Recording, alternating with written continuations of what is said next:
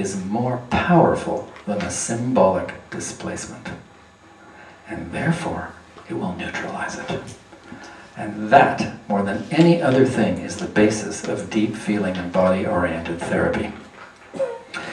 If you have an association under pressure, and you go down into that feeling instead of running out and shooting somebody or arguing with somebody or being mean to somebody, if you lie down and you stay inside the feeling and you stay in it and in it and in it and in it, it will dissolve the displacement. And suddenly you will see not only that displacement, but depending upon the power of the feeling and the issue you're dealing with, you'll see many displacements. I remember in one of my primals, what's a primal? A primal is when you regress back in time to experience an event with the feelings attached. But colloquially, we say that anybody who's anybody who's lying down and inside a feeling, exploring a feeling, colloquially, we say they're doing primal work. I don't think Janoff would say that, but that's okay. That's the way we use the term. And I don't like the term primal work, I would rather call it feeling work, because primal concerns itself in the traditional, in the classical way, with getting all the way down here to the final, liberating externalizations of profound distress. That doesn't work for a lot of people. But what I'm going to tell you about tonight works for everybody. So let's call it feeling and body-oriented psychotherapy. So let me tell you the law one more time.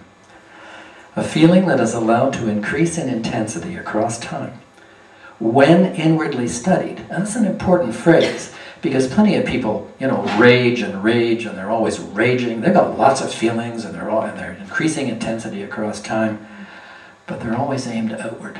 They're always aimed outward, and for that reason, they do not dissolve displacements. You have to be lying down. You have to be inward. You have to be feeling the feeling with no intention of taking it out there.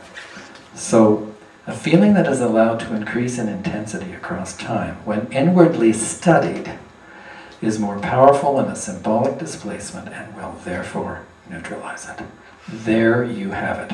That's the essence of deep feeling therapy. Law number 2, these are all obvious, but people don't talk about them as laws, and I figure, what the hell, they're up for grabs, I'll do it. Number 2, feelings and events are tied together. Feelings and events are always tied together. If some big bluff guy comes in and threatens you, that's the event he's in, he's threatening you, and you feel bad. Everything that happens in life has a feeling quality. It happens within a feeling environment. So feelings and events are tied together such that if dwelt upon deeply, either the feeling or the event, across a period of time, one will call forth the other. If I had a father who was a cigar-smoking, manly man, would come in, I'm a little kid, he throws me up in the air and scares the hell out of me, and I'm always scared of him, stuff like that. And at age 40, I suddenly find myself with a boss who smokes cigars, he's gruff, he doesn't care much about me, he's always making jokes at my expense, throwing me up in the air in that sense. There's an event, and if I stay with that event long enough, and that feeling long enough, it is going to take me back to the earlier feeling. And the incredible thing about this work is that when you make that connection, when you remember the feelings you had with your dad, 80% of the problems you have with your boss just start to disappear. Because when he walks into the room, you're only dealing with the present. You're not dealing with the double whammy of horrible past experiences and the present.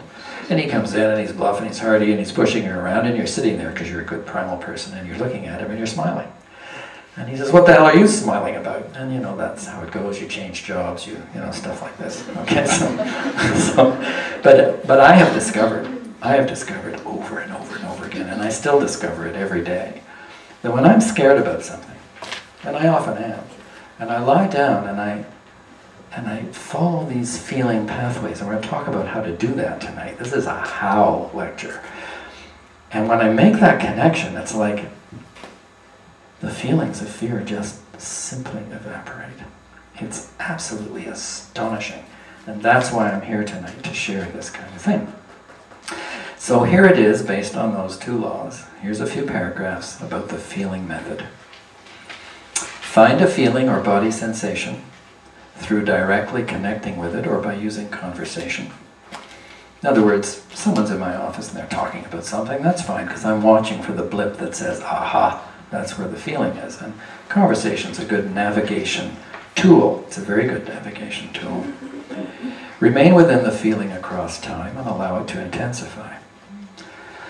Allow the deeper processes, thoughts, feelings, images, memories, body sensations, body positions, body movements, sounds, phrases, to come up from the feeling into awareness.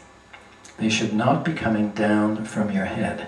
And this is a really crucial issue. Remember we talked about Freud's free association, which is basically his and everybody else's intellect associating from thought to thought to thought to thought, from thought to thought to thought to thought.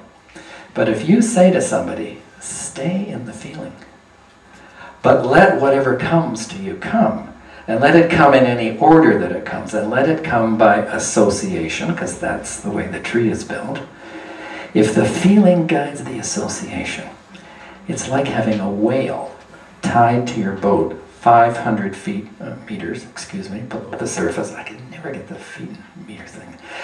You're in a boat, you've got a whale that's tied to your boat 500 meters under the ocean, and it's pulling you along. And the whale, of course, is the trauma. So if you are in the feeling, you're being pulled along and pulled along and pulled along, it is true that you must have the freedom, and the name of my workshop is the wide open field of permission. You must have the freedom to flow with those feelings and to let whatever wants to come up, come up. So there's an element of association, but it's a feeling-oriented association instead of a psychoanalytic, intellectually guided association, and that's what makes this therapy more direct and so much more powerful. So you move through these associations, you allow things to come up, hello. You allow things to come up, but they must always be grounded in the feeling. They've got to come from the feeling, not down from up here. And there's a trick to that. And I'm not quite sure really how exactly to teach that trick, except lie down, stay in the feeling, and let whatever comes up come up. And this is where feeling therapy can get really strange. What if the thing that comes up is, I want to die? What if the thing that's coming up is something really horrendous, like I want to die? Most therapists would not encourage you walking around saying, I want to die, I want to die, I want to die, I want to die, I want to die, because they're terrified you're going to die. But in feeling-oriented therapy, when you're truly dedicated to lying on the mat and not acting it out there, and when you have that inward orientation and you start saying, I want to die, I just want to die, I want to die, I want to die, I want to die, and you let it come up and out. It's very important that it comes out, because all of our stuff is like contained inside, and that's where the pressure is. I want to die, I want to die. Then the most amazing things happen. Suddenly I'm 7 years old, and my mother's brought me to the boarding school, and she's greeted on the second floor where the little cubicles are by the nurse who's in charge of all the little boys. And this nurse has a lot of anger in her. She is a sour, miserable woman. And she's got all of us little boys under her. My mother brings me upstairs, and she's chatting with the nurse. Now the nurse knows which side her bread is buttered on, and all of a sudden she's charming. I've never met a nicer person in my life. My mother's totally sucked into this, and I'm standing there knowing that the moment my mother walks out the door, she's going to turn back into this really sour-faced, ill-tempered woman. And I'm standing there, and I'm about to be abandoned into this woman's clutches. What's the thought? I want to die. I just want to die. I'm so lost in this nonsense that the only thing left for me is to die. But the interesting thing is that when I do this work, and something in the present has triggered my wish to die, and I take it down and down and down and down, and I remember, and it's like all that repressed desire to die dissipates. And all of a sudden, all the feelings that I lay down with have gone. And that's what makes this therapy so very, very precious. And I'm way ahead of myself because I wasn't going to talk about this till a little later. But yeah, it's not too bad to put it in right now.